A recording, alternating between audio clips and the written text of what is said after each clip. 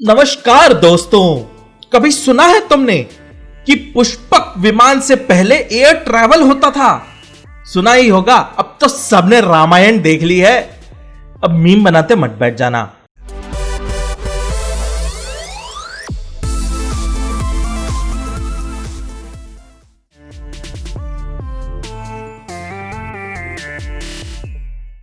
आज कुछ ऐसे कमाल के आविष्कारों के बारे में बताऊंगा कि हार्वर्ड और MIT के साइंटिस्ट भी सर पीट लेंगे।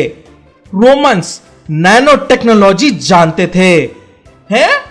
लाइसर्गस कप एक 1600 साल पुराना रोमन प्याला है जो लाइट पड़ने पर अपना रंग बदलता है। मुझे तो लगता था केवल गिरगिट ही रंग बदलते हैं। 1950 से यह प्याला ब्रिटिश म्यूजियम में रखा हुआ है।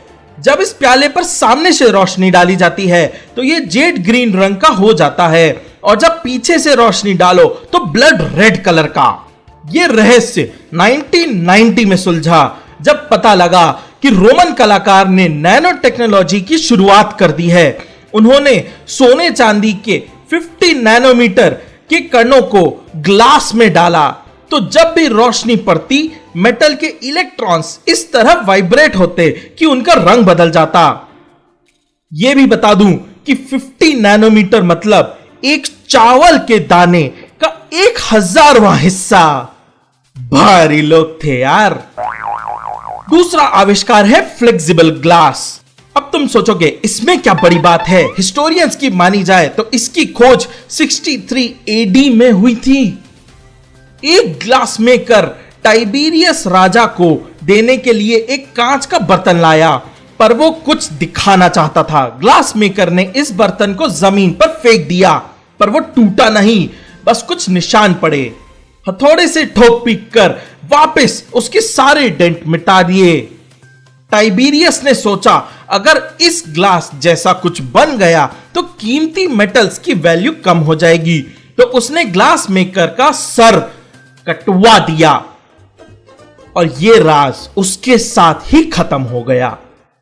2012 में कॉर्निंग, एक बहुत बड़ी कांच की कंपनी, ने एक फ्लेक्सिबल विलो ग्लास लॉन्च किया।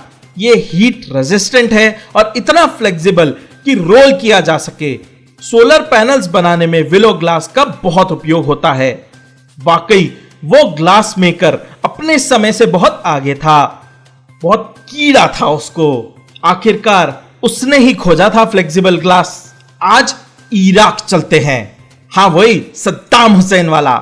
1936 में जब खुदाई हुई तो बगदाद के खुजूत राबू गांव में कुछ बैटरी जैसा मिला। एक मिट्टी का पॉट जिसमें तांबे का एक सिलेंडर रहता है और एक लोहे की रॉड लटकी हुई है, और ये दोनों एक एस्फॉल्ट प्लग से जुड़े हुए हैं। हालांकि लोगों को घंटा पता है कि इस बैटरी को कहां यूज करते होंगे। जर्मन आर्कियोलॉजिस्ट कोनिग ने खोद खोद के पता लगाया कि यह एक इलेक्ट्रिक डिवाइस है। दूसरे विश्व युद्ध के बाद एक बड़ी लैब में काम करने वाले अमेरिकन ने इसकी कॉपीज बनाई। इसमें इलेक्ट्रोलाइट भर के देखा तो सच में 2 वोल्ट तक की बिजली भी पैदा हुई।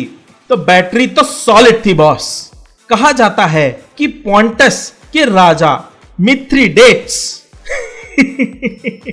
ने एक यूनिवर्सल एंटीडोट खोजा था जो कि सारे टाइप के जहर के खिलाफ काम करता था। पॉन्टस सच्ची?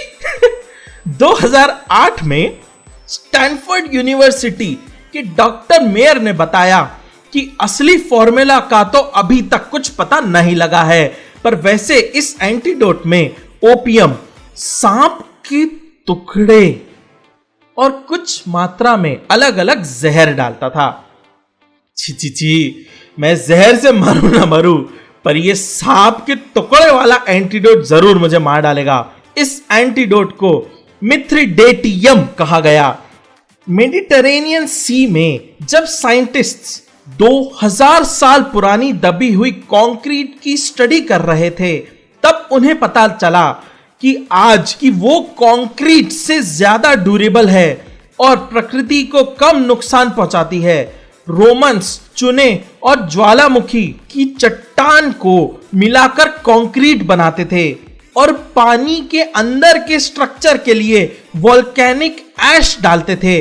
कंक्रीट में टोबरमोराइट मिलाया जाता था जिसकी ड्यूरेबिलिटी और मजबूती कहीं ज्यादा होती थी। मिडिल 20th सेंचुरी में कंक्रीट बिल्डिंग्स 50 साल तक चल जाए ये सोचकर बनाए जाते थे, पर रोमन बंदरगाहों ने कंस्ट्रक्शन 2000 साल से भी ज्यादा खड़े किए हैं। इतना ही नहीं, केमिकल अटैक और लहारों का प्रभाव भी झेल चुके हैं। इससे कहते हैं असली सीमेंट।